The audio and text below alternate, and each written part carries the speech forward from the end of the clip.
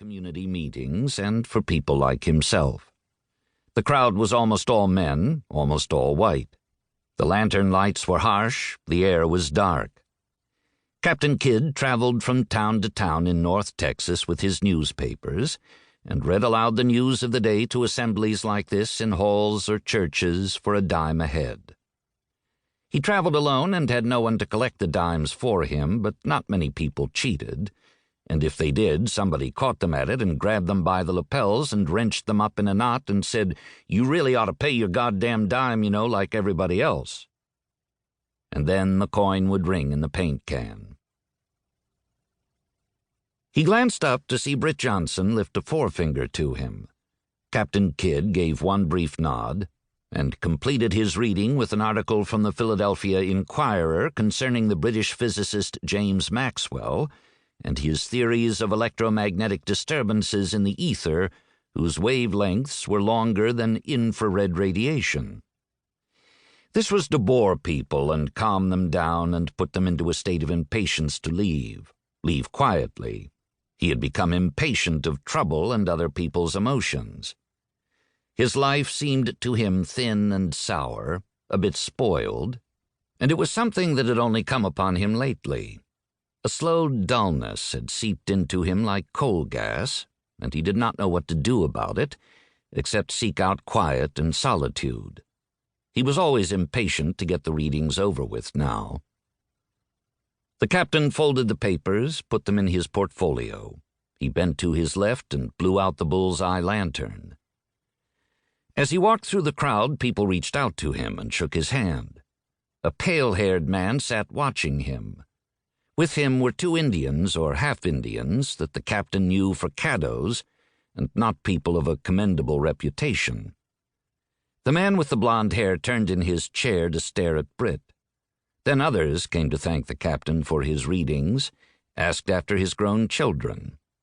Kidd nodded, said, "Tolerable, tolerable," and made his way back to Britt and his men to see what it was Britt wanted. Captain Kidd thought it was going to be about the 15th Amendment, but it was not. "Yes, sir, Captain Kidd. Would you come with me?" Britt straightened and lifted his hat to his head, and so did Dennis and Paint. Britt said, "I got a problem in my wagon." She seemed to be about 10 years old, dressed in the horse Indian's manner in a deerskin shift with 4 rows of elk teeth sewn across the front. A thick blanket was pulled over her shoulders.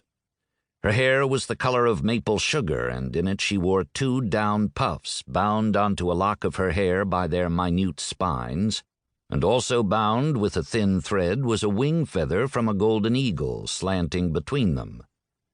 She sat perfectly composed, wearing the feather and a necklace of glass beads as if they were costly adornments. Her eyes were blue and her skin that odd bright color that occurs when fair skin has been burned and weathered by the sun. She had no more expression than an egg. "I see," said Captain Kidd. "I see." He had his black coat collar turned up against the rain and the cold and a thick wool muffler around his neck. His breath moved out of his nose in clouds.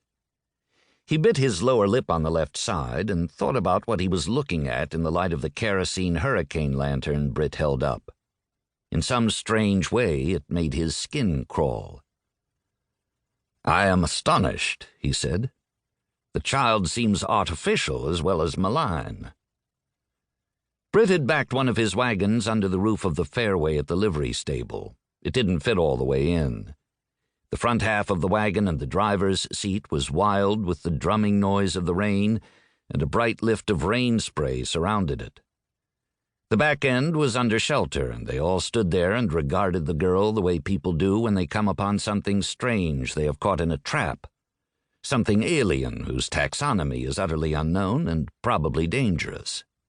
The girl sat on a bale of army shirts. In the light of the lantern, her eyes reflected a thin and glassy blue. She watched them. She watched every movement, every lift of a hand. Her eyes moved, but her head was still. "Yes, sir," said Britt. "She's jumped out of the wagon twice between Fort Sill and here."